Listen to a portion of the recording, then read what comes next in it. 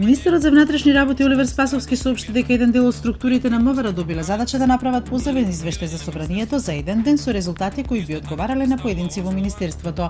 Тој на денешната презентација на извештајот на работната група за 27 април не сакаше да каже која издал наредбата за правење паралелен извештај.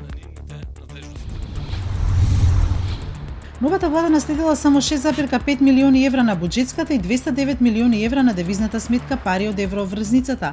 Министерот за финансии Драган Тевдовски во својот прв јавен настап денеска изјави дека буџетот ќе може да ги исплати сите обврски што ќе доспеат. Главна задача на владата е да се одблокира повратот на ДДВ, а тој процес веќе почна и заклучно со денеска се исплатени 2,2 милијарди денари.